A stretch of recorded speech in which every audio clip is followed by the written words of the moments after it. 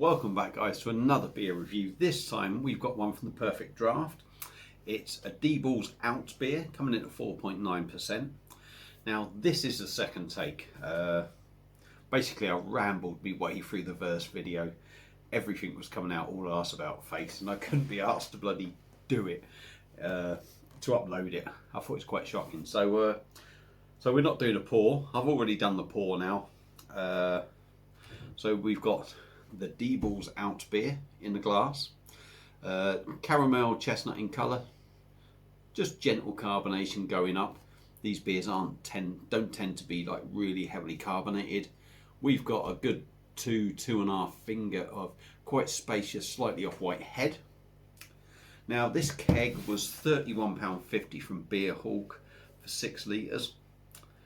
In that price you're paying a £5 keg deposit, which you will get back. So if you want to be particular, this keg's costing you £31.50, but you will get £5 back off it, which then puts it down to £26.50. But I bought the keg and got 15% off it, and that's off the initial price. So including your keg deposit and your discount you get, this keg's probably coming in at about £22.50, 23 quid for 10 pints. If you want to be official, I like to go by 500ml glasses, so you're getting 12 500ml glasses for 22 quid. Excuse me, I do apologise. Anyone that doesn't know about Altbiers, it's a German style of beer, generally around the Dusseldorf area of Germany. Altbier is German for old beer, and it's top fermented, and they use top fermenting yeast, which what it will do to the beer is give it sort of fruity notes, and they mature it at cooler temperatures to make it more lager like, if you like. So a little bit lighter, sort of the yeast sort of goes, but what you get is a little bit of extra flavour. So yeah, now I've given you all that rubbish that you're probably not interested in, but hopefully some of you are, because you didn't know what an Altbier was. We'll get on with the review. So the beer has settled a little bit, head's gone down. So yeah, there you go. Like I said, steady carbonation, chestnut in colour. I'm waffling a little bit through this review. Everything seems to be going wrong today, so we'll dive in on the nose, see what we get. Yeah, this probably, believe it or not, probably be a better review, because the first pour and everything, this is the second pour from it. I'm getting totally different notes from the second pour than the first pour. Definitely getting more fruitiness on the nose. It's big in malts. It's almost ale-like. Yeah, it's almost English ale like, quite a little bit hoppy as well. It's like having a really a really cold ale in Britain, I would say, on the aroma. Smells alright, doesn't smell offensive or nothing. So without further ado, let's dive in. Cheers everybody.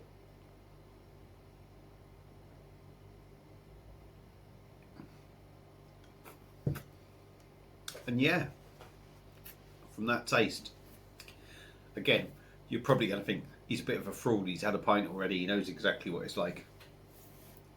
What I'm getting from this second pint is the flavours and everything. My palate's adjusted, and I'm really picking up really sort of probably what the beer should be. The first pint of it, I probably wouldn't have done it any justice in the review, but this time on the nose, like I said, I'm getting sort of this big maltiness.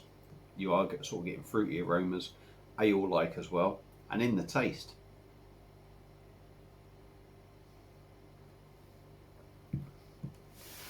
malty.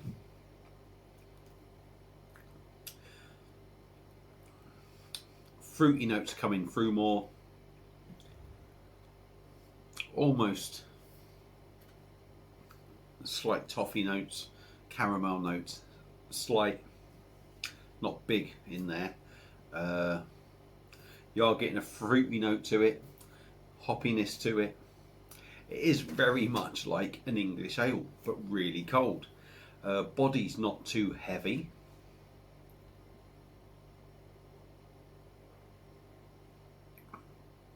It's very light really, but it's light to drink, but feels a bit heavier going down. It's almost like a German ale really. It's almost like the Germans have tried to do an English ale. But it's not bad. It's not bad. Although it's classed as a lager, for me it's not a lager. They might be trying to put it in the bracket of a lager because they're doing they're maturing it at cooler temperatures. Yes, I'm still looking at certain notes there. But for me it is. You could class it as a dark lager maybe. But for me, it's more ale-like, really. What's it like? It's okay. It's okay. I've got to admit, I've had this keg before in the early days of owning the Perfect Draft. I wasn't a big fan of it, but then I wasn't doing beer reviews. I wasn't thinking about the beer.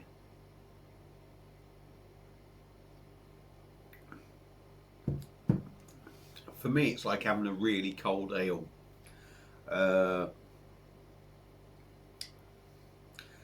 This would benefit, I think.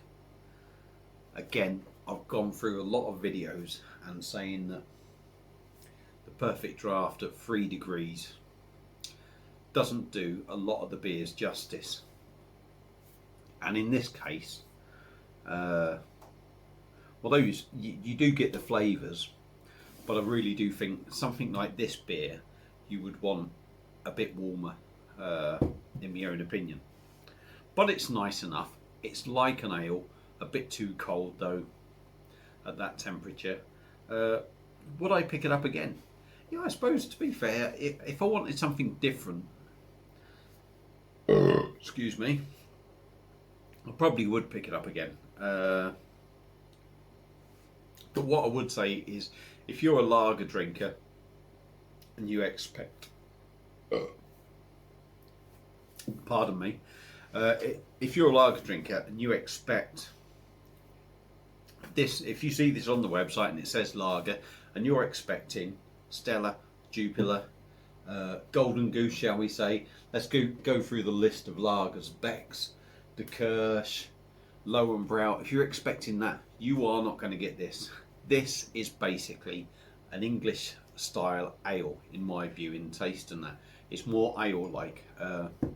So if you're picking this up as a lager, don't, because you won't like it.